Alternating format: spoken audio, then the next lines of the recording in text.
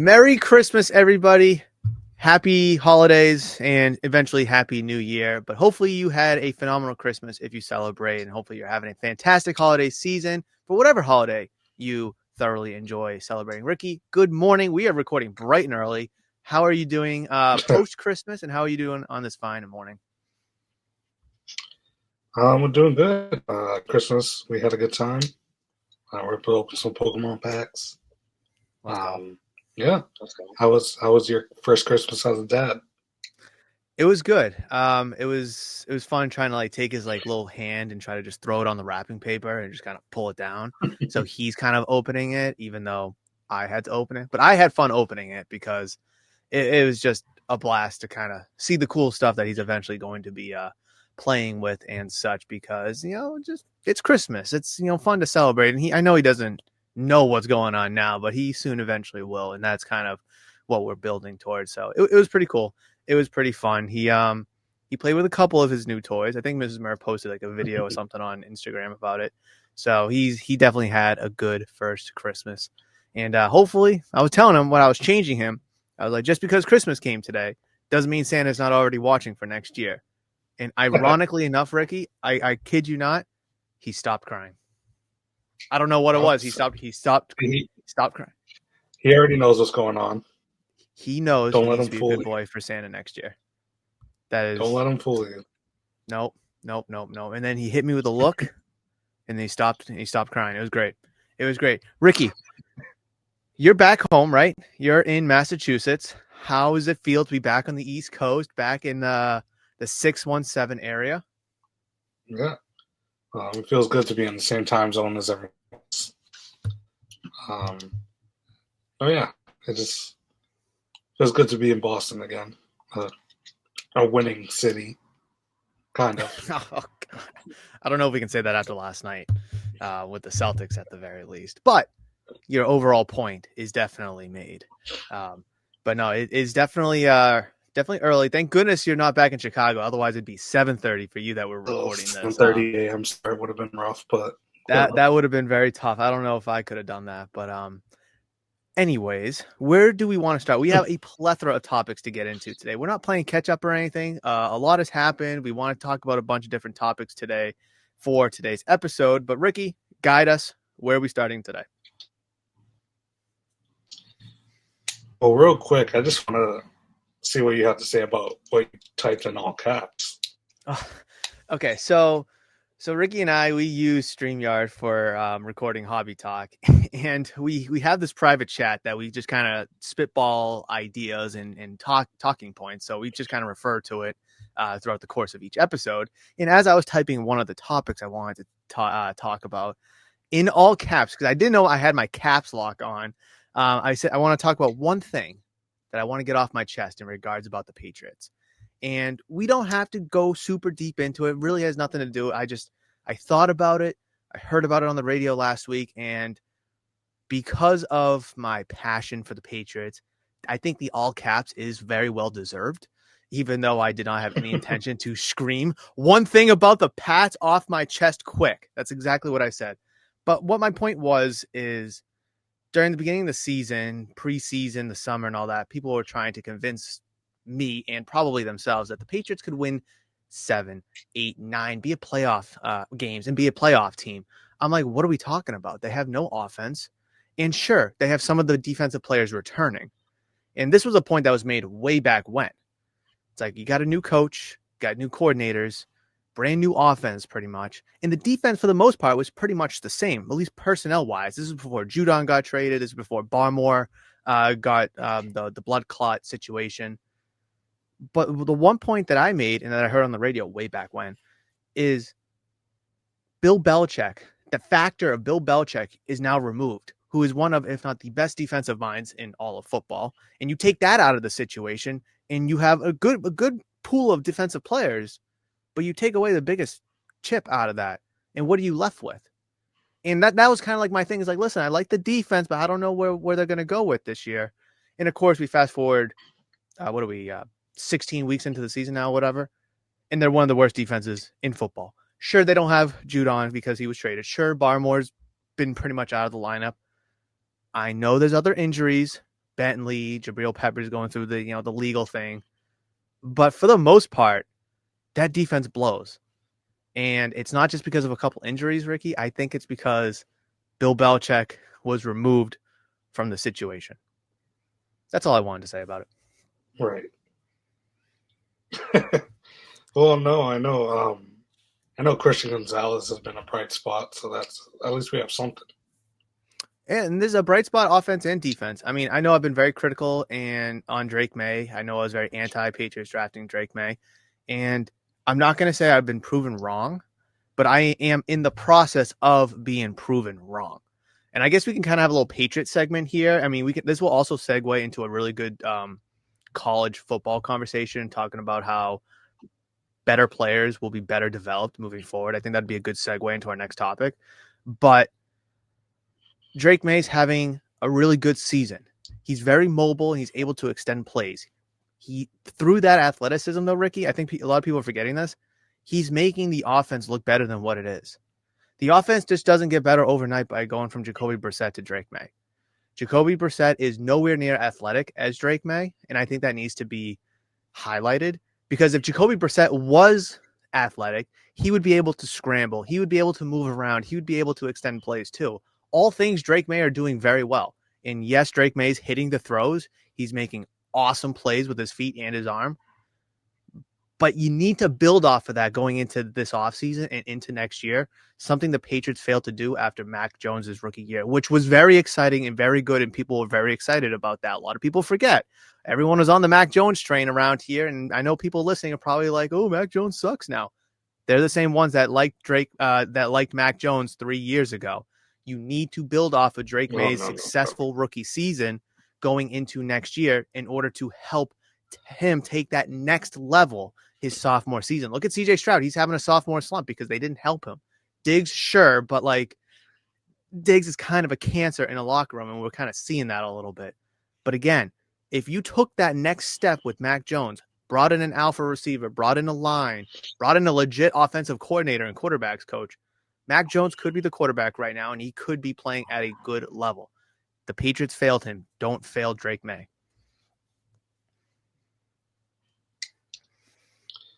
I would just like to go on the record and say I like Drake May a lot more than I ever liked Mac Jones. I did not Mac Jones. I think Drake May is better than him. I would agree with that. I think Drake May now and Mac Jones back then, Drake May's a better player. And I would even say, Mac Jones now and Drake May now, I'd say Drake May's the better player. But a young quarterback can't do it all. We've seen that with Bryce Young. We've seen that with CJ Stroud. We've seen that with Trevor Lawrence. We've seen that with Justin Fields. I mean, we can name any of these dozen quarterbacks that have been trapped in the last couple of years.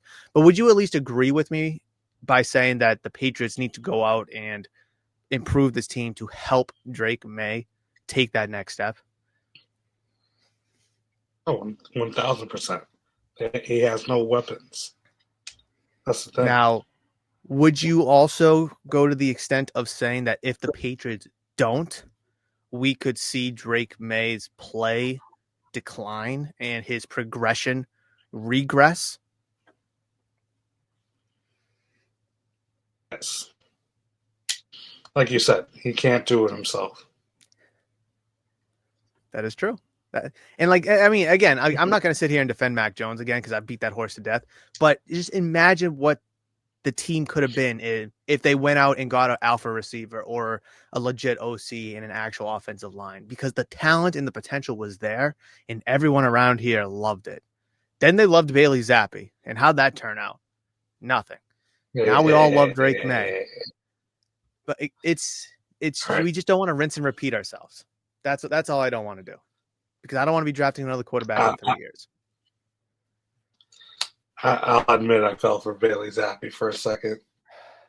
You and a lot of people did, Ricky. And thankfully I wasn't one, because I knew what the bigger picture problem was. It wasn't Mac Jones. It wasn't Bailey Zappi. It was the team. Sure, Mac Jones or Zappi didn't help the cause, but it was the overall team. Right. But yeah, but the good segue here as we're talking about young quarterbacks, and this is one of the points that I mentioned. I heard this actually on the radio, Ricky, literally driving into the shop today. Uh, NIL, name, image, and likeness. A lot of people are fed up with it already. All these collegiate athletes, good and bad, are making a tremendous amount of money, stupid money for some of them. And I think through NIL, these college players have a grip on these college programs and these college teams. But because of the NIL giving guaranteed money to these players, it's almost forcing them a little bit to stay longer at these college programs, to be a 4-year senior, a 5-year senior, capitalize on your 6th year of eligibility if you were injured or whatever, because it's guaranteed money. Whereas the NFL, sure, some of the money is guaranteed, but some of it is not. But also, if you're an exceptional collegiate player, you're probably going to be making more than if you were like a second or a third or a fourth round pick in the NFL, which a lot of these players might end up being. So, Right. a silver lining with this whole NIL nonsense is that, like, we're going to get a quarterback, hopefully. I'm just going to use Shedeur as an example, who is a senior. Travis Hunter, who is a senior, where they're not going to be coming out right after their junior year once they become eligible. They're going to be staying longer because they're getting guaranteed money. So hopefully they become better prospects, better players for when the time is to be drafted. Because right now we're getting underdeveloped players coming out, and that's why we're seeing all these quarterbacks bust. Zach Wilson, Trey Lance, Mac Jones, the list goes on.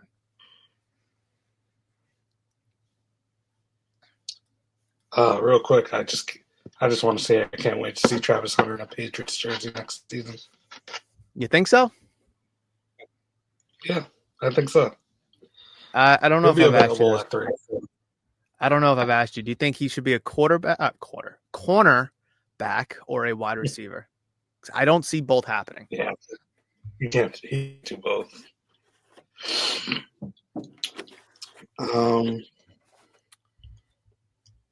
I don't know. I like him on defense. I think he plays very well on defense, but we need him as wide receiver.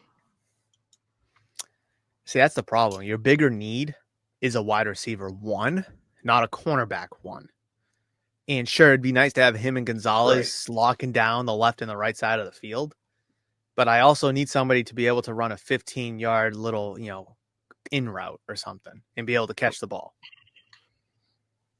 I think it's going to be a very complicated dilemma for Travis Hunter, which I guess is a good thing. I mean, he's an exceptional player on both sides of the ball. But I am curious, same with Shedeur and all these other great players that, we can definitely dive into as we get further and further into the draft process, is how are they going to take that jump? Because that's the biggest thing all these young players, these quarterbacks specifically, fail to do, is make that jump. Rookie wide receivers are notorious for this. I mean, look at Jackson Smith-Njigba. People were writing him off last year. Now he's having a great season this year. And sure, you get some anomalies like Malik Neighbors who have exceptional rookie years. But again, circling back to the NIL, I mean, these players will now be staying longer. Hopefully they come out as better polished prospects. So we're not drafting them with the question mark of, oh, well, will they translate to the NFL? Which has been a growing problem over the last 5 to 10 years plus. Yeah, I mean, I guess, yeah, I never really thought of the NFL, the college free agency process that way. That is going to make these players more developed and stay in college longer. But I have noticed that a lot of players are like 5th-year seniors or stuff like that. So, I mean, maybe this is a good thing, a better thing for the players. They're certainly making their money while in college. So, I know a lot of people are against the NIL, but I like it. I think it's a good idea. These colleges have been making so much money off these players. I'm glad that they're getting cut. Like, for me, I'm glad they're getting a cut, but it needs to be capped because, like, third string running backs are demanding this and demanding that. And there was like some kid from, maybe it was like USC, I think, Southern California, who has like 8 career catches, and he's demanding a car for his mom, a car for his dad, $250,000 for the parents, $500,000 for him. It's like, dude, what merits do you have to stand on? You're going to your junior season, your third year, and you have 8 career catches. So like there is a lot of flaws with it, and I because again, if I'm not playing, I'll just transfer. If you're not going to give me enough money, I'll just transfer. So I think there is a problem there where they need to kind of figure Oh, out how to limit the amount of transferring. But I do agree with the point that it will help players stay there longer to develop them better, but also to give them a cut of their own share because they deserve it. I mean, they're the ones that we're watching on TV. We're watching the players, we're watching them play, and we're the ones and we're talking about them. So I mean, it's definitely, right. just that they get their own, but it needs to be capped some way somehow. Ricky. Which Okay. topic? MLB debut patches, maybe? Because I want because Well, you mentioned yes. that, so I'm kind of curious about what you need to say about this. So since we last spoke, December 12th, only a few have been hit. Two of the bigger names are Jason Dominguez and The Shota Ellie one? Imanaga. What's up? Did I see the Ellie was hit? Yeah, it was hit, but that was hit. Okay, a Um, while ago, right? yeah, Okay. but yeah, that Paul Skeens is still out there, allegedly. Exactly, allegedly. Do you think Michael Rubin's going to let that card into the wild? I just this reminds Yeah, me a little bit of the triple logo man LeBron from Flawless a few years ago, where Drake and Golden were just opening cases trying to find it. The price of the case was like $20,000. I don't know what hobby boxes are going for now. Tops Chrome update. yeah, well, They are. yeah, Oh my god, Ricky, they're $500 just for a hobby box. for Chrome. 2024 Topps Chrome Update Series Baseball Hobby Oh Box yeah, yeah, with Jackson Holiday on the cover. yep, yeah. Oh my! And it's funny because people Isn't still that come into the insane? shop asking for it. I'm like, I sold out of it in 2 days when it was $250 a hobby box. Holy crap! 500. So And do you once think it's that Paul actually out there? Skeens, I really don't think so. It's tough. You see a kid Like, put it on his there's Christmas no, list. It's there's cute. no way it has not been hit yet if it's out there. I just don't think Like, Ruben lets it go. there's no way it hasn't been. No, it's somewhere sitting in his office. I And I once, probably I definitely made this point once before, but this, it's like I'm sorry. Go ahead. no, once the sales start slowing down, when he's gonna throw it in there. Yeah, probably. I mean, it's like the One Ring, the One Ring card from Magic the Gathering. Was it earlier this year, maybe last year at this point, where it's the only one of one trading card game card that was put into a product, and then it was found like 2 months into the product's release. So about this time, give or take, it was found for Magic. In terms of its release date. With let's say Topps Chrome came out 2 months ago. We're now 2 months into the product. The One Ring card was found 2 months into the product's release date, and then Post Malone ended up buying it for what was it $2 million, I think, something like that. But Mm-hmm. it's similar. I thought that card would never surface, and the price of those boxes went through the roof until it was surfaced. Now they've come back down, and I think you were gonna mention that the price of the boxes will probably come back to earth once that card gets pulled. And 100%. I completely agree.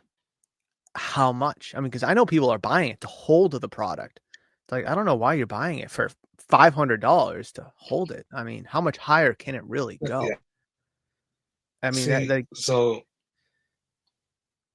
that doesn't make sense to me. Why are you holding a product that you bought for sky high if the chase is still alive? Like once that gets hit, the value is going to plummet. mhm. Why are you like that? That's like a great investment to me. I'm not. I don't know. People know I better than me, I guess, but that I I doesn't make hate sense. I hate modern sealed modern no modern sealed product investments. Like 5, 10 years from now, Ricky, sure, maybe just the box alone has value because of the rookies inside of it. The Paul Skeens patch alone. Because there's still going to be a couple others floating that probably never get opened of no name guys, or maybe they're no name now, but then they become somebody, or vice versa. Someone's good now, and then they end up becoming a nobody. But again, that's 10 years we're talking about, Ricky. How many people have the time to invest or wait 10 years in this hobby? I know we've beat this horse to death 1,000 times, but I mean, otherwise, like, why buy it at its ceiling? Because how much higher can it really go? I mean, sure. Let's say we're Right. 2 years removed from the product's release date and the Paul Skeens has yet to be found. Sure, that box is going to probably be like a $1,500, $2,000 box. But don't we both think that the card will surface within now and 2 years? It has to at that point. Even a year from now, it has to surface. Like by spring training, we'll know who has the car. It's just the amount of boxes that are being opened, the amount of cases being opened. It's gonna hit and it's gonna surface. And again, once it does, that product will tank. Just it's an inflated price because of the card is still in there. Otherwise, it's a good product. It's not a $500 product, that's for damn sure. But again, 10 years from now, maybe the box will have some value because it is a 10-year-old product. Just like with any other 10-year-old product for that matter. I mean, we're just talking sports cards. We're not even talking about Pokemon cards. It just Yeah. it blows my mind because a lot of people, will buy new Prism. I mean, I know you kind of mentioned the Prism, but I mean, I know a guy who bought a Prism hobby box yesterday to hold it and invest it. I'm like, who are we investing for? Who's in there to invest for? Right. Because you can't get any of the top guys' autos. So it's not like there's a Patrick Mahomes auto in 2017 Prism like that. There is, but there's no Jaden Daniels or Drake May autos in 2024. I just that I don't get. That I absolutely don't get is modern wax investments. Um, yeah, no. Topps Chrome update is notorious for its terrible quality control. So it's not like they're good cards. Like they're always off center or scratched up or Mm-hmm. whatever. So it's not like that specific set holds value. Yeah, it's just a Usually, generic product. It's not like a you can find dynasty. hobby boxes previous years for like $100, if that. Yeah. Um, but yeah, Again, I don't understand the long term outlook of holding that box if the Paul scheme is still out there. I Like mean, that's the it. chase. You be ripping it. I mean, seriously, like, I mean, if you were to buy a box right now, Ricky, let's just say you got the money to spend, and money's not a factor. Let's just say money's not a factor. Sure, buy the box, rip the box, doesn't matter. But again, so many people, and we can get into this in a little bit too, are weaning out because the whole flipping and investment piece of it's starting to kind of trickle away. That's a hard. If you were able to buy it on release day for a 250, whatever it was, sure, you're plus 300 right now. But it's to have that. Oh, I'm going to hold it and I'm going to double my money down the road. That's a tough product to do it with. Now I'm curious. I want to check when we sit down and record this again in 2 weeks to see where it is then. I want to see where it is in a month or when spring training does come around and we're talking about baseball more because football's now over. Like, I'm curious to see if it's still not found. Even if it is found, Ricky, I want to kind of, dive into this and see what the prices will emulate, come then, because it's an interesting topic point. I didn't know this was a $500 box, to be honest, going into this video. So I'm just like a little taken back. It's insane, Right. man. People It's wanna people wanna be that 1 in 1 billion who hit it. I mean, let's talk about another product here, NFL Prism. Uh, you kind of alluded to how Topps Chrome is, print lines and scratches, and Prism is notorious for this as well, along with the this is tops to Panini now, apples and oranges, but Prism's the same way. Off centering is a Mm-hmm. huge issue, dimples. But what direction did you want to go with this one? No, I just wanted to talk about one specific thing. How, um, like 2 days before its official release date, a breaker got the boxes early and was like, Yes. "Screw it, we're gonna open it early." And he Yeah, found and they the hit like a Brock one-on-one Bowers Brock 101. Bowers. Yeah, yeah. Mm-hmm. This is why I hate breaking, and this is why I hate Joe Schmo's getting these products early. Now, first of all, we have to ask ourselves, and we never will know the answer. How did he get this box early? That's the question. Who gave it to him early? Is he direct with Panini? Is he direct with the distributor? Did he get it from his local card shop? Now the card shop's at fault. Is he, where? How far does this go? Because I don't, as Right. wrong as it is, I don't blame him for opening it early to be that first guy on the market because you can set the prices, jack up the prices, whatever you want. And it was rewarded with the one of one Brock Bowers. Pretty good card. But Ricky's not a tight. He's not a quarterback though. So I mean, it has no value, right? And it's not. It's just it is what it is. But like, it's a bad look at the end of the day. I think it's only a bad look because he pulled something. If he didn't pull anything, I don't think this is a topic. I don't think anyone's talking about it. Right. That's why I hate breaking. Would I you do it? mean, yeah. Would you Would open I it? do it? Would I? Yeah.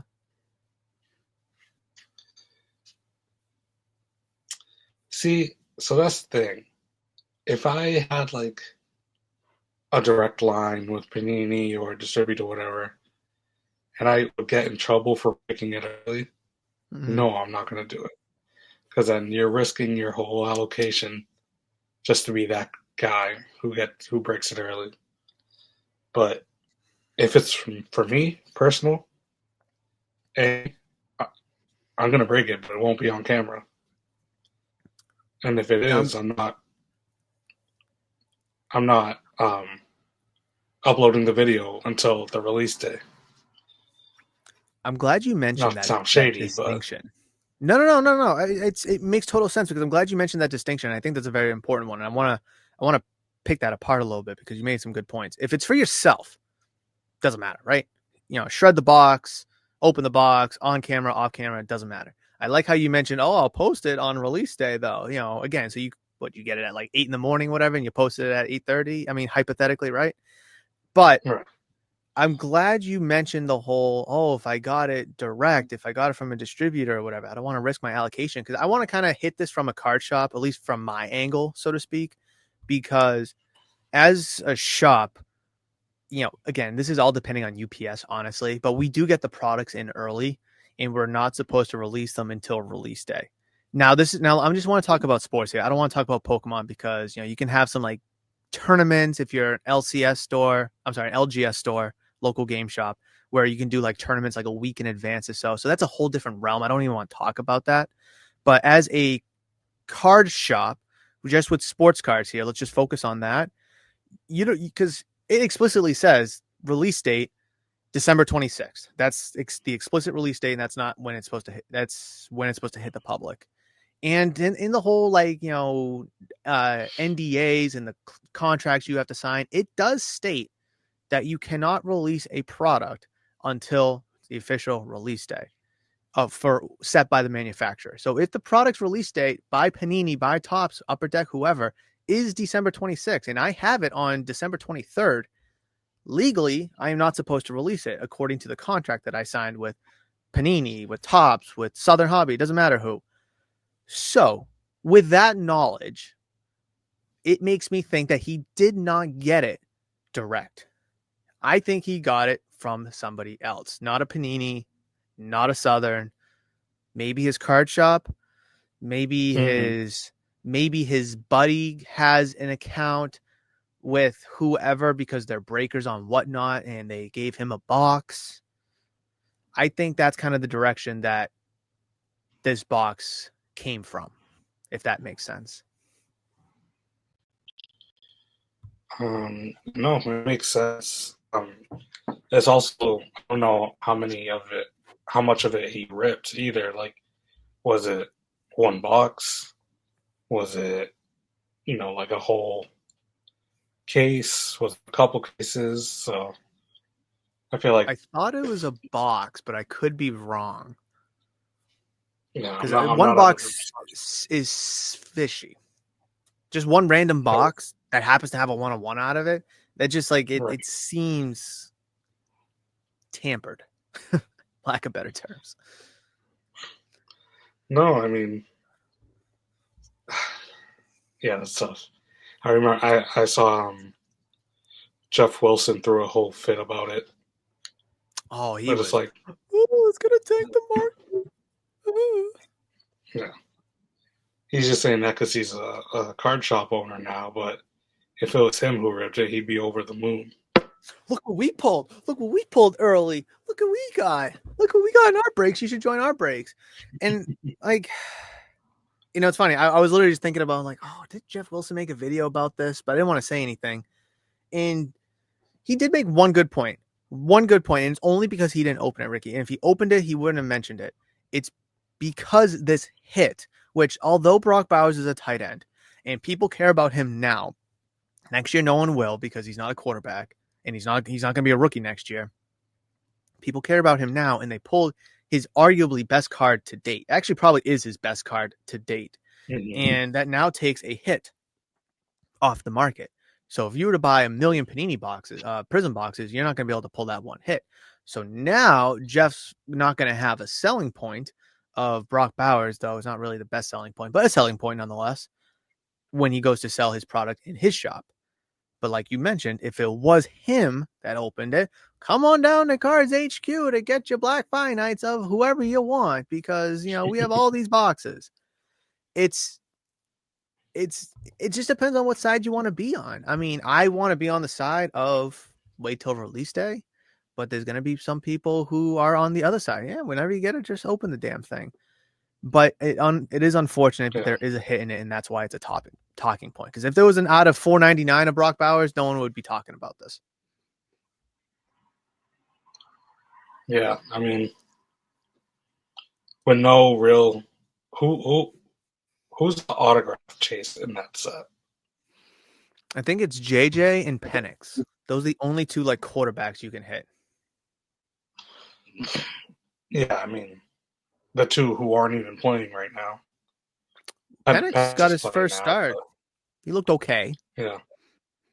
But your point, and it's hard to sell 2024 products even here at the shop, Ricky, because you can't pull Caleb autos. You can't pull Jaden autos, who people want. Locally, people want Drake May autos. You can't even pull him. And if those guys aren't good enough, here's Bo Nix, the last quarterback out of the group taken, but arguably playing the best. And you can't pull his autos Mm-hmm. either. So your only option was two quarterbacks. One of them is injured, and one of them was on the bench for a while. Now he is playing. And again, this kind of circles back to all our conversations about where's the hype and where's the buzz in this hobby. Because Ricky, it's nowhere to be found. It's nowhere to be found. Michael Penix just played his first game and he looked okay, but nobody gives a rat's ass. No one's talking about it because there's no buzz. There is zero buzz in the NFL in terms of cards right now, outside of who we like to collect. Right. I mean, yeah.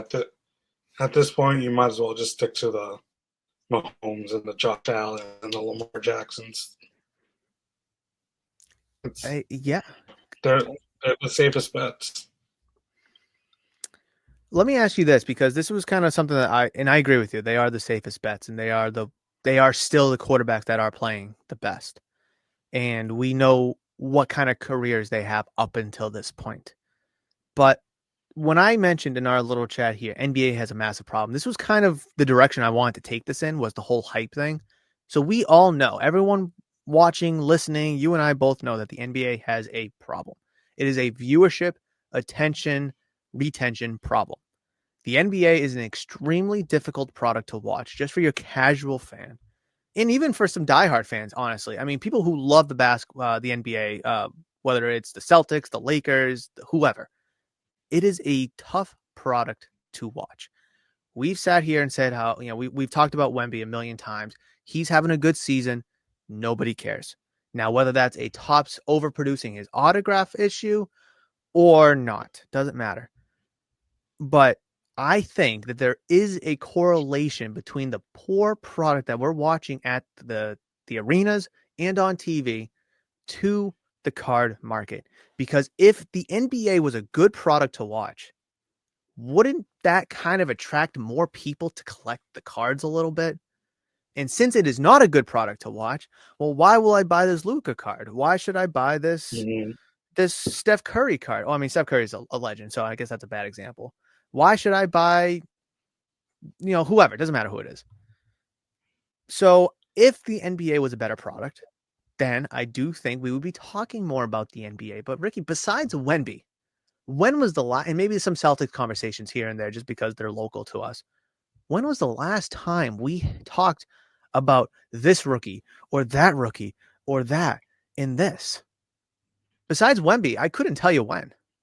And I think Right. that's a huge, huge problem for the NBA. And maybe that's why the card market for basketball has no hype right now. I just think that, well, one, they're not pushing any of these rookies.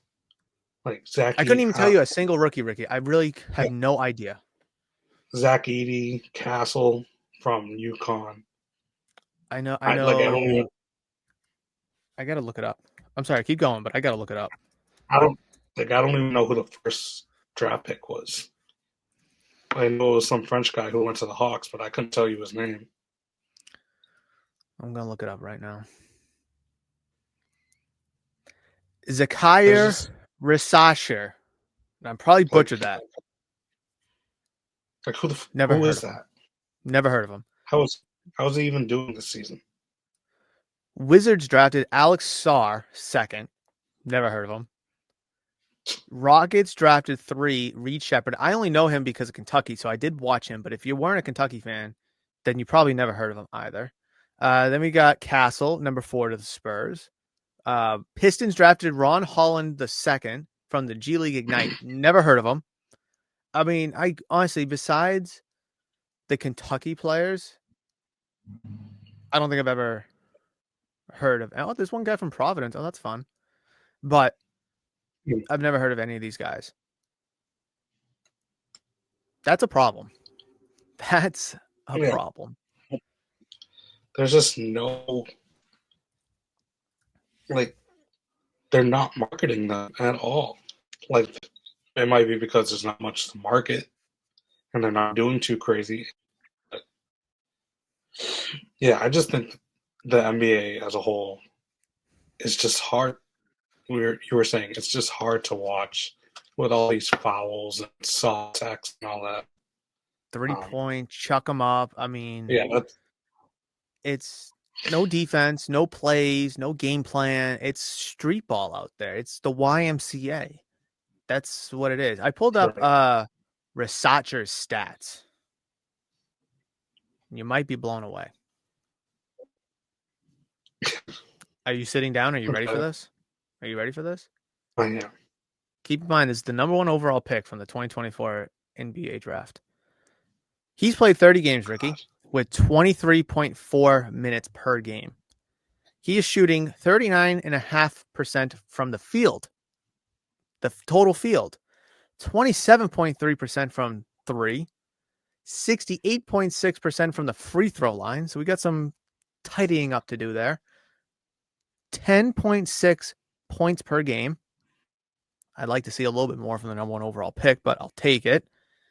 3.2 rebounds for a guy who's 6'8", and 1.1 assists per game. His last game on Monday, he scored 5 points in 19 minutes. Well, And his I've last I've five heard enough. games, his last 5 games, hold on, before you really fall back. 5 points, 10 points, 9 points, 2 points, 2 points. Those are his last 5 games. Who I've is this heard guy? enough. Let's give him his own set. Who is this? Tops Mercury, Zachire Rasasher for $8,000. Inflation, $9,000.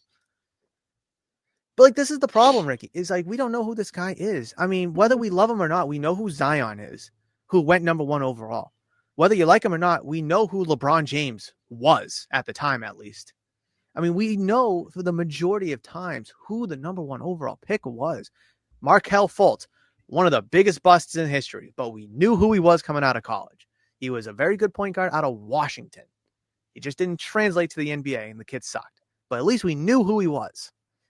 I couldn't tell you who that damn guy was before anything. I couldn't tell you where he played, how he played, what position he played, or how many points he didn't get. So let me ask you this, Ricky. And you might have mentioned it already, but because we're both going on some rants here, it's good to just circle back. If the NBA had a better product, do you think we would be talking more about the players? Or is it a player problem that they're not pushing the players, like you kind of mentioned, and that's the reason why we're not talking about the players and talking about the cards and such like that? Like, what's the bigger Well, issue? I think it. I think it all comes down to having players to push. And right now, there's just really not any from the rookie class. They're just not either not playing that well or the team isn't playing well or whatever. Like, there's this thing the NFL does. You got to be 3 years removed from high school, or you have to be 20 years old in order to go for the draft, which I think is good. And again, we talked about this NIL thing. I think the players will stay longer, 21, 22, maybe 23 for that matter. NBA, you used to be able to just go right out of high school. And there was a lot of good players. Kobe, Garnett, I mean, the list goes on. But there's also obviously some players that just sucked. And although you only need to be 1 year removed from high school now, or 19 in the NBA, to be drafted in the NBA, they got to crank that requirement up to like 20 or 21. And again, I think we might see this bleed over to the NBA, to college basketball and the NBA with this whole NIL thing. But these players are coming out underdeveloped. They score like 15, 16, 17 points at whatever level they're at. They think they're the best player. They think they're Jordan. So they announce, and then they become second round picks because they're ultimately not that good of a player. I mean, if you put whatever his name was in last year's draft, I don't know if he's a top 5 pick because I think last year's class, the Wemby, the Brandon Millers, the Thompson brothers, as prospects, that was a pretty good class as prospects. Obviously, the Thompson brothers kind of fading a little bit, but these kids need more time to develop. This is a football problem just as much as a basketball problem. So these prospects, these rookies, they're coming out and they stink because they're not ready for the next step. Because going from the college or G League or wherever the hell you are to the NBA, as much as we dog on the NBA, it's still a tough leap to take. That's all I want to say. No, at the end of the day, I can't blame these kids for wanting to go to the league after the first year, but they're not doing them any justice by letting them go to the league right away. I think that's kind of the point you're trying to make, but yeah, it's all rushed. That's what it is. It's all about money. It's all about money for these kids. And I don't blame them. A lot of them come from poverty or not good upbringings, and they want to take care of their moms and their parents, or they, but again, the money's only temporary. But if you have a sustainable career, if you just wait the extra year or two, you'll be making more money over a long period of time. If that makes sense, because look at LeBron. He's been in the league for 20 something years. Look at all the money he's made. Curry, Durant. I mean, we can go on and on about all these guys. Giannis didn't come from the best upbringing or the best background, and he's worth millions of dollars now. Good God. Ricky, I want to slam on the brakes. I want to hit a 180, maybe like a 270. Talk to us about your Pokemon PSA return. I know how hyped up you are. And this is a good Cool. segue, actually. Once you showcase them, this would be a good segue into our graded card pop report topic. This would also be a good topic for talking about the show that we're going to be going on Saturday too. There's a lot here to digest. But first, bang. They're here. Oh, I'll do one at a time because the glare is killing one. So what is that? For those that don't know, what is that? This is the special illustration rare Magikarp from Paladin Evolved, I think. Yep. Yep. First two Pokemon cards I've ever graded. Both came back to bang. Isn't that crazy? Yeah, like I've been in Pokemon for I want to say 4 months now, and this is the most expensive single card I've owned between Pokemon and sports already. And I Isn't pulled that it nuts and how that graded works? it. And I pulled it and graded it myself. How does that make you feel? So just as a card enthusiast, you don't even have to from the collector standpoint, but from a hobbyist, how does that make you feel? It's like you saw the excitement when I texted you when I found it. Like I was over the moon. Mm-hmm. Like I was like beginner's luck. But then you did it twice. Right. Not like, once, twice. Not even 18 hours later. No, I forget which one I pulled first. I think it was the Bubble Mew first, but no, it was the Magikarp first anyways. But yeah, like 18 hours later, I pulled this bad guy. Another heater. That's crazy. And I timed it. And that's going up. They both are. It's crazy. So let me ask you this, Ricky. Go ahead. And I mentioned the Lugia to you the other day, starting to go too. Sales yesterday were like $500. So we are both going to the Woburn show on Saturday, right? Still Saturday, or is it Sunday? Saturday. Yes. Saturday. Okay. You're obviously planning on bringing them there. Now, let's just take me out of the equation because I am interested, but take me out of the equation for a second. What's the plan? I know you said, I don't know yet. I might field some offers. I might look to trade them. Obviously we're a few days away. You may still not know, but like, are you going to actively shop them? Are you going to be looking to sell them? Do you want to just trade them? Do you want to trade for maybe sealed? Do you want to trade it for singles? I know you kind of mentioned you want more singles to grade. Tough to get better grades than what you just got, but break it down if you can. Yeah, that was. But so my plan for the Magikarp is I only want to trade it for one thing, and that's for an Evolving Skies booster box. Ooh. That's the only thing I trade it for. One of these. One of these. You about to pull it up? Oh yeah. I have to. Yeah, I'll just leave it right here for now. The little banner thing covers it. Hold on. How do I turn that off? I have no idea how to turn that off. Oh, style. You're subliminally showing it. There we go. Just right there. So you said you wanted to trade the Magikarp or the Bubble Mew? I forget what you said. For the Evolving Skies box? Yes. Well, I would love to trade it for Bubble Mew, but okay. So, I didn't know if you want to do like the Bubble Mew in cash and try to keep the Magikarp.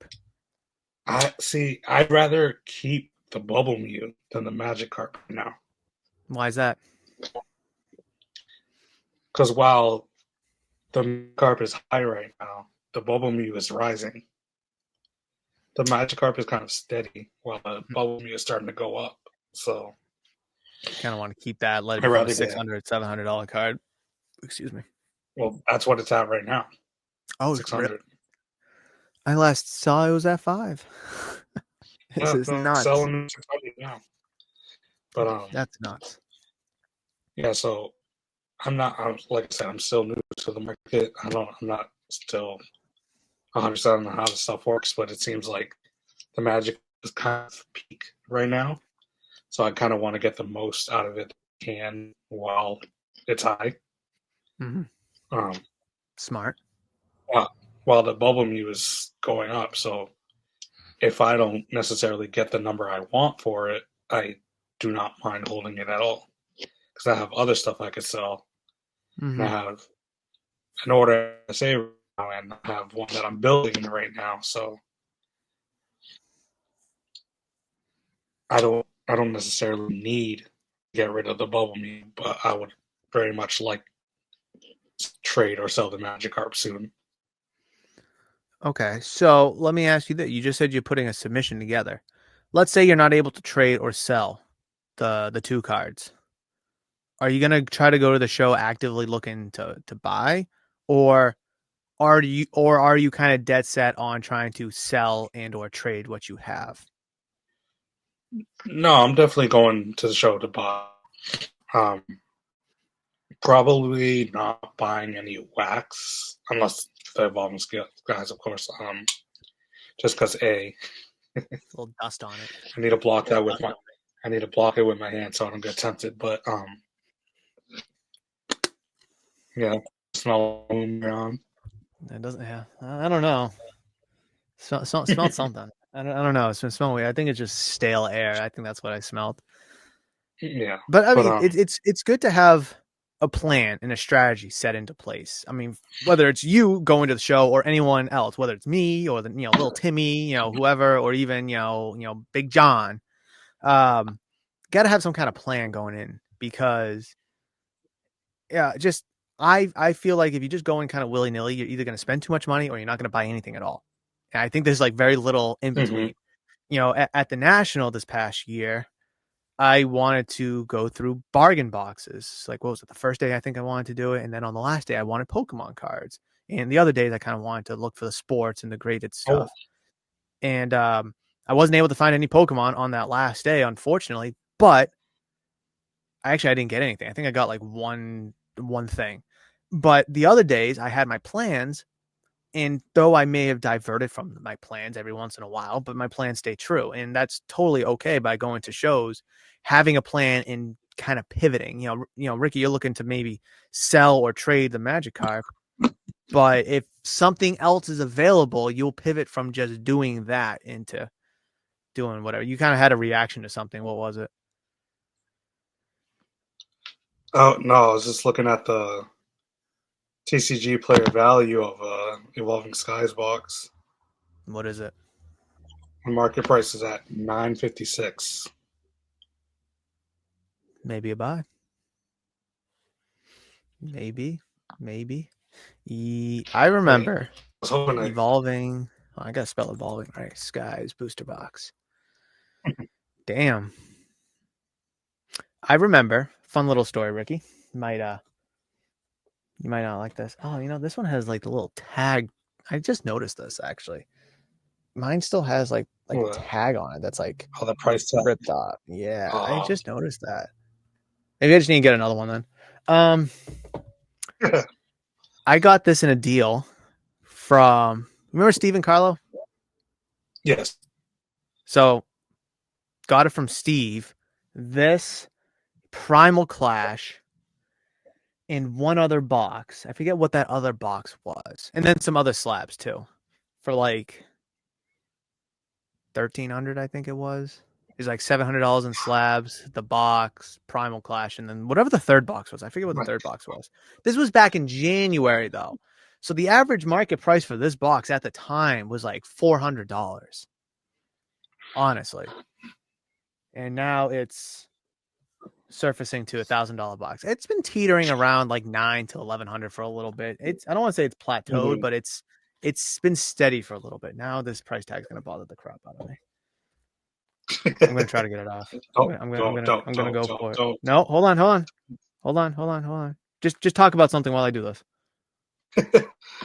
No, I was trying to. I was thinking I would get like a Magic card with maybe $100 or another $100 worth of cards for the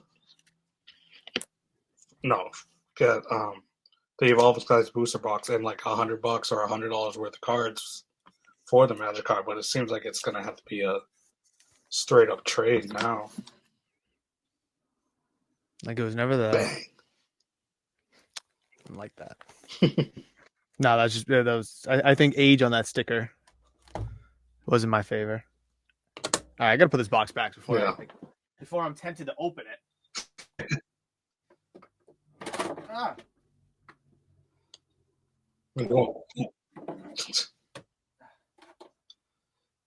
You won't rip it. No, you know what? I'll fix that later. I have a picture over there, and the picture fell, and I'll fix it later.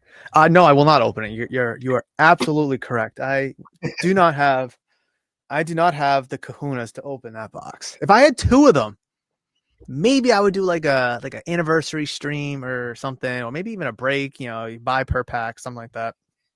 But just with that one, I do not have it in me to open it. I don't know what it would take for me to open it, to be honest. But it's not in me.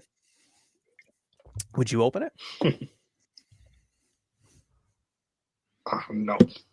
All right then. Nope. So we can't blame me for not wanting to open it. I would love to. You got it for $400. I give or take. I would love to open it. I think it would be a blast. But I can't sit there knowing what I'm into it for. Great number. And I'm sure that might be a thing to be like, oh, but Murph, you're into it for such a great number. Right. Might as well. Sure. But like, man, that's tough. Because now I have to replace it. Well, that's kind of the attitude that I have with these. Like, yeah. I'm into this $1,000+ card for $120. So if I offered you $150, you would take it? 1,000%. But no. But that's the thing. Like, people will be like, "Oh, just take that deal. You're making profit anyway." I was like, why would I not want to stretch that $120 into the most I can? I can't blame you. It's all about return on investment. I mean, that's it. I mean, because you're into it for $120, right? Let's say you sell for $1,000. Let's just use $1,120 just for a clean number, right? So now you're net $1,000 on it.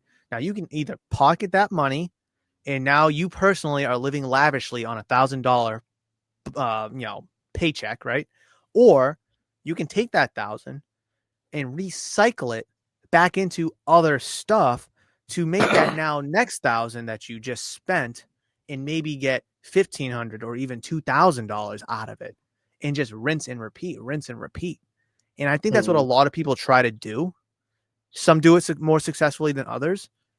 But I mean, having that kind of mindset, because a lot of people would take the $1,000 profit and just kind of pocket it, run, whatever. I did it once. I got the Mew still, whatever.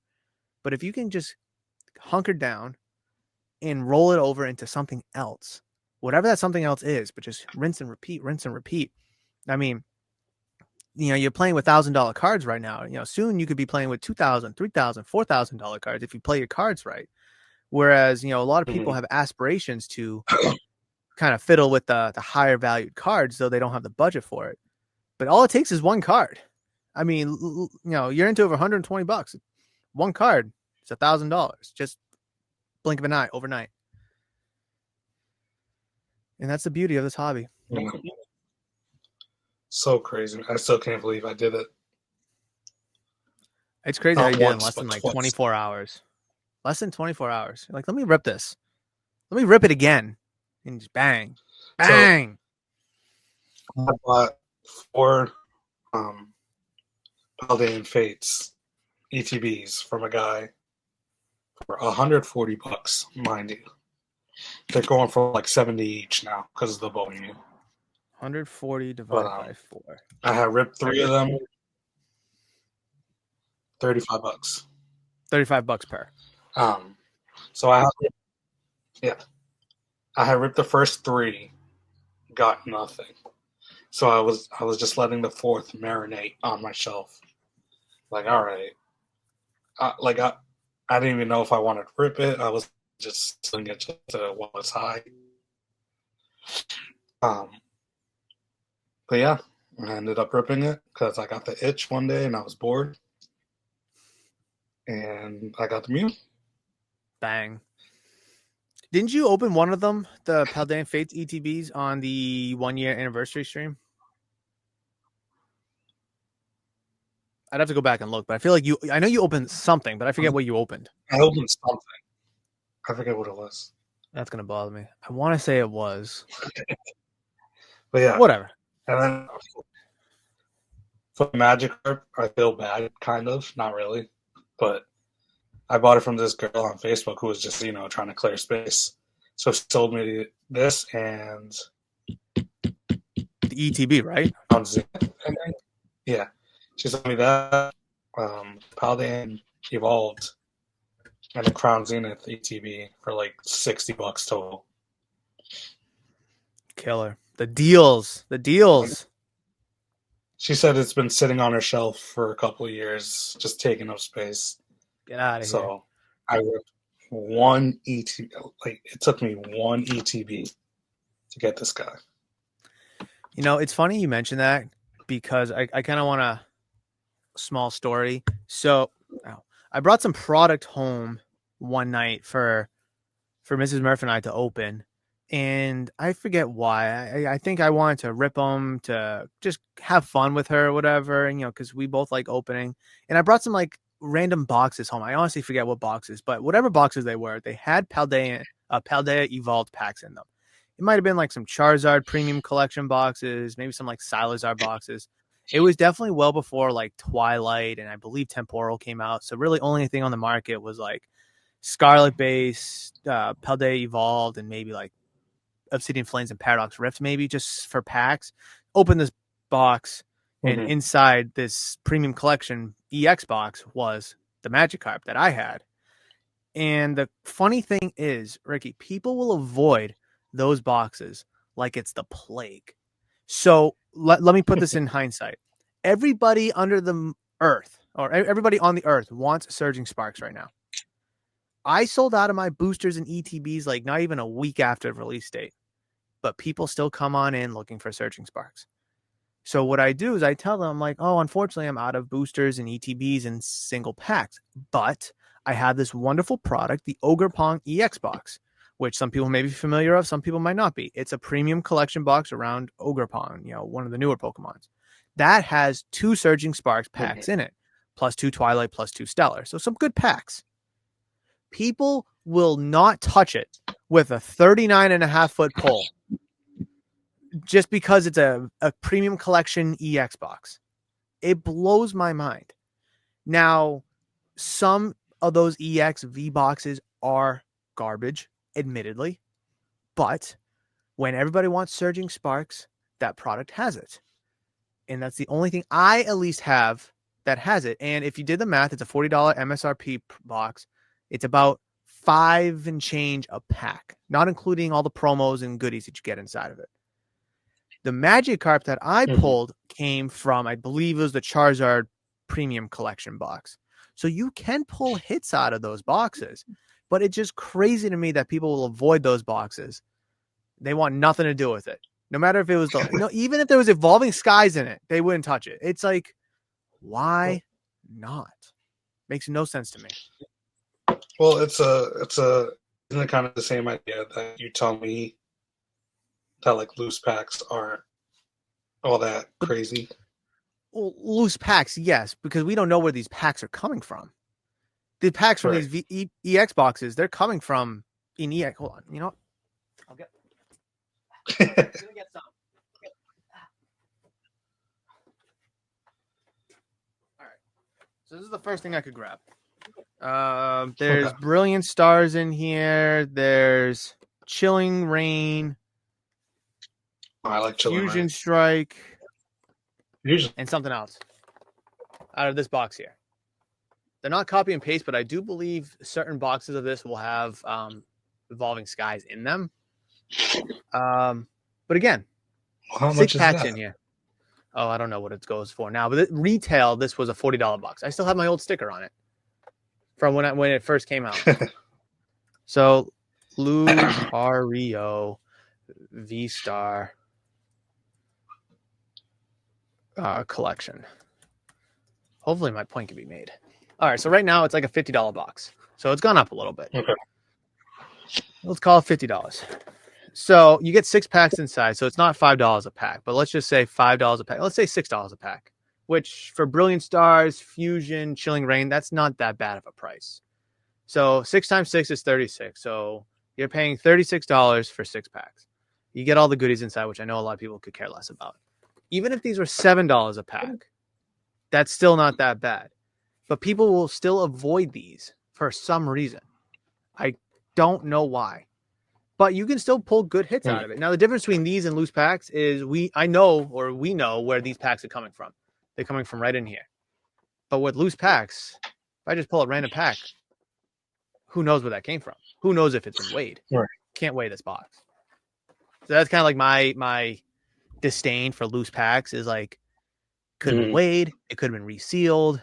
You have no idea where it came from. It could have came from a tin. A lot of times, like those tins will have like the worst pull rates. So it's just, yeah, I'm glad you were able to get out of them. And I mean, hindsight's 2020. Maybe there's something in there. Maybe there's not. If you opened it, you would have had nothing. If someone else opens it, there's going to be something in it. I mean, it's one of those situations. Right. Right. But it's just like, at least I know where that came from. Or you can pick any product. I know where those packs are coming from. Blisters, sleeve packs, ETBs, boosters.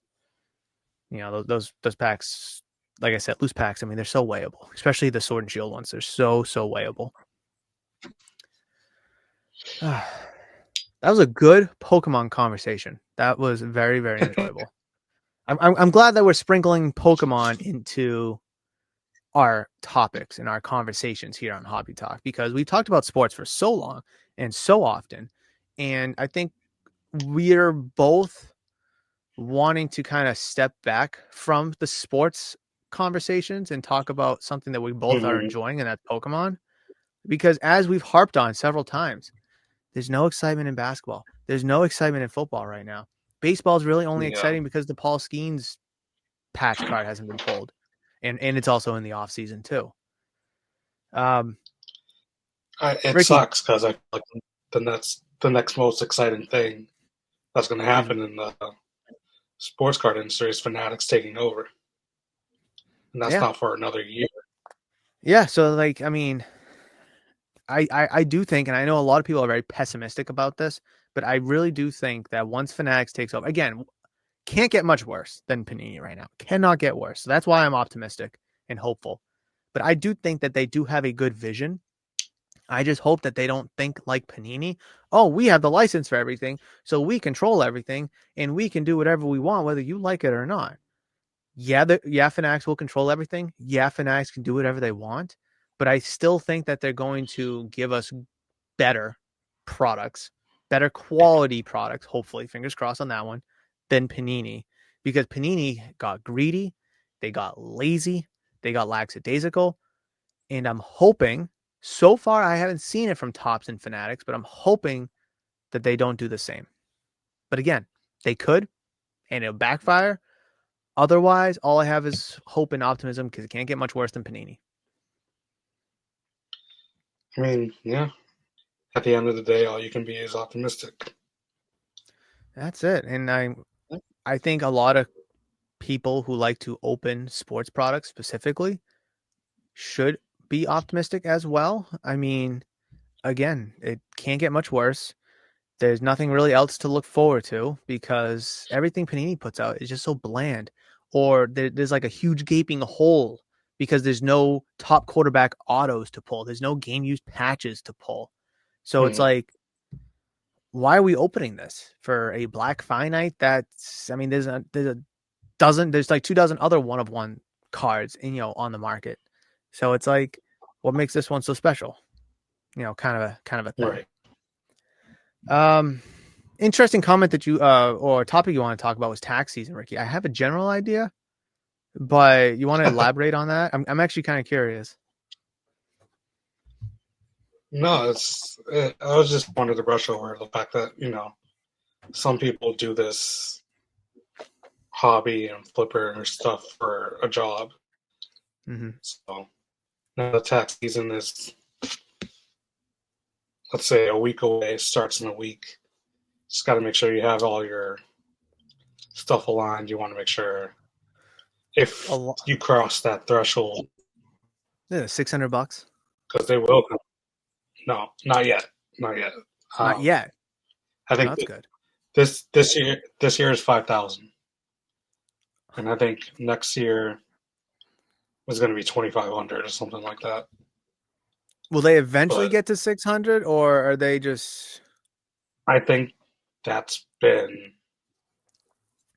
out the like window, three. gone, I done? think 600. Yeah, I think that idea is gone. But um, we don't know what's gonna go. We don't know what's gonna happen. Because I had someone came in the shop the other day and asked me about that. And I'm like, I don't do much online. I do take Venmo and Cash App payments. Now Zell's king, period. You're welcome. Um, You're welcome. but yes, no, thank you very much. But like, it's a very confusing process because we don't know what the numbers are. And for a lot of people that do the online stuff, that do work with Venmo and Cash App and PayPal and such, which a lot of people do, specifically PayPal, it can be very confusing for a lot of people. I mean, myself included. I mean, that's why I don't really care for the online transactions. So I can just keep it all in house with my POS and keep it all in house with cash. But there are a lot of online Mm-hmm. people, flippers, repackers, breakers, whatever, that do only work with certain forms of payment. And it can get very confusing. And Uncle Sam will come right at you. He will take no prisoners. So yeah, no, definitely get it in line. Definitely get it checked. Talk to a tax account professional, somebody, so you're not getting screwed over. That's actually a good point, Rick. I'm glad you mentioned that because a lot of Yeah. people just right over their head. Yeah. They just they just think that they're making the money and that's it. That's it. They're the good old IRS is gonna get. And I kind of want this is going to kind of maybe segue into my closing take a little bit here, but although we've talked, I don't know, do we talk? I feel like we talk kind of negative in this show in this episode. I don't know. I mean, we were kind of all over the place a little bit, but I think you might be able to kind of maybe agree with me that it feels like the hobby's in a better spot right now than it was maybe 6 months ago, maybe even a year ago. I mean, you found a new passion for Pokemon cards, and you're having more fun with that than you did with sports cards, which is fantastic. Me, I'm noticing, and I mentioned this before, and I mention this all the time here at the shop, is singles themselves, the single individual cards, that has slowed down drastically. People buying those cards because you can't flip them as much anymore. People are buying boxes, believe it or not, Ricky, Mhm. because they want to have fun again. And boxes, in my opinion, is the most way to have fun. Sure, it may not be the most financially best decision to make, but it is the most fun because everyone loves to open the Right. packs.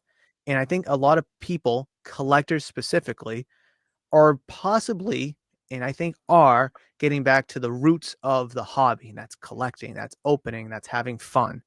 Because we talked about this before, money's drying up, people are getting out of the hobby, can't flip stuff as easily anymore. And I think all that is fantastic because I had a resurgence in having fun because I'm seeing other people have fun. And people aren't just Mhm. looking at 10 cards, wondering what the last comps are, offering me a stupid low percentage. No, they see one card that they like for their collection, they'll buy it. They'll see a box that they want to open and have fun, and they'll buy it and rip it. So to me, even though there's no hype in any of these players that we've been talking about, as terrible of a product the NBA is, as much or as little as there is to talk about in the NFL outside of your Allens, your Mahomes, and your Lamars, people are still having fun, Ricky. Pokemon, sports, doesn't matter. And I guess this will be my closing take, and we'll get into yours in a second. Continue, if you're not already, having fun. Continue to have fun. If you're not already, have fun. Because this hobby is a hobby and hobbies are meant to have fun. And I'm seeing a resurgence as we close out the year in people having fun. And it is awesome to see. Myself included, and it seems like yourself included as well. Yeah. No. um, I know it's my name, Ricky Roots, and all that, but before Pokemon, I wasn't really ripping sports cards because I was just tired of getting nothing. absolutely nothing in the boxes. Um, yeah, I had beginner's luck with Pokemon, and that was just a lot more fun. Like I'll rip some pack trying to color altar, but it looks cool and it's sick. Like I'm putting it in my binder. Like I like it. So yeah, it's definitely more fun. I'm glad to hear that people are ripping and all that. It's yeah, a lot of people are sick of the chase. They're annoyed with the hype or any that there is. They don't want to spend the four, five, $600 to open and get $20 worth of cards, but they'll spend the Mm-hmm. $30 or even $100 and have fun with it because that's a more palpable number to have fun with. So I mean, it's awesome to see that you're having fun, and I feel like Hobby Talk specifically has had a little bit of a jolt ever since we started to dive into more Pokemon topics, Mm-hmm. and I feel like we're now having a conversation about sports cards much more easier because we don't really care about the hype of football or basketball or whatever because at the end of the day, it doesn't matter because unfortunately, Jaden Daniels is not going to win the Super Bowl. He's not going to win MVP. There's no autos to pull. So why talk about the kid? He's playing great. Don't get me wrong, but like, what's it matter? So like, let's talk about things that we Right. want to have fun talking about. Let's talk about things that we are enjoying. And yeah, we're going to have some maybe more conscious discussions, maybe some more negative conversations because we try to be realistic here and we try to cover the majority of topics that are worth talking about here on Hobby Talk. But at the end of the day, we want to have fun. We want to enjoy this hobby, and we want to try to portray that to those that are listening and watching to maybe open their eyes, if their eyes aren't open already, to the fact that this is a hobby. Have fun. Don't be afraid to spend a little bit of money and be able to afford it, rip it, enjoy it. Mm-hmm. All right. I've rambled enough.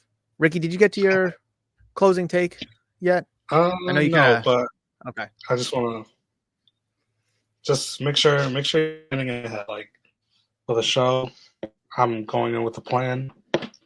If I can't sell the card or trade the card, then that's fine. I still have Plan B where I'm bringing cash with me to buy singles to grade or whatever. But yeah, between having a plan for the show or planning for tax season by putting some money away each sale, whatever, just make sure you plan ahead. That's beautiful. That's a good one Thank you. right there. Well, So are these. everybody, bang. Let's see those again. Bring them back up. Bang. Beautiful. Which one Look do at you like that. better? Price aside, which one's better to you? So I didn't realize it until my brother pointed it out, and it was off the grading that there's a Gyarados hidden in the back of this. Yeah, I didn't know So that I either think at that's first. pretty Yeah. sick. But I don't know, the bubble meat is just beautiful. Like it's so vibrant and colorful and all Yeah. that. I feel like it's simple too. Yeah, The Magikarp does too much. It has too much going on for me, to be honest. I'm personally not the biggest fan of the Magikarp, personally, but I definitely I respect think it. it's 20 times more. I think it's 20 times more sick since I found out that there's a Gyarados in the back. That's awesome. That's awesome. And again, this is just the fun that we can have with Pokemon cards talking about this. We're not going to be talking about like, oh, look, there's a random linebacker trying to tackle the quarterback in the background of this picture. Like we're not talking about that. No, we're talking about a Gyarados, in behind Magikarp on this awesome card. I mean, the card could be worth $10, it could be worth $1,000, it could be worth $2,000. Just the fact that there's that Gyarados is a talking point and something to chuckle at and laugh at and enjoy with. Sure, it helps that it's worth something, but still, the point stays the same. But ladies and gentlemen, boys and girls, thank you so much for listening and watching Hobby Talk, a cardboard podcast. This was episode 130, 100. Holy crap, Ricky. What am I smoking? Episode 33. We thank you so much for joining us. Again, like, comment, subscribe, check out the channel membership program. If you have anything to discuss about responding, agreeing, disagreeing, drop a comment down below. Look up Ricky on Instagram and on YouTube as well. But that will wrap it up for this video. Again, Merry Christmas. Happy holidays. We will catch you, Ricky. We will not be back until next year. Oh my gosh. We will be back in 2025, ladies and gentlemen. Yeah, that's And crazy. It's funny. Those like see you next year jokes are like they're funny at first, but definitely get tiresome later on. It's like, haha, get it. I'll see you in 2 days. But that will do it. Take care, everybody. Enjoy yourselves. Stay safe. Have fun. Thanks for watching. Bye.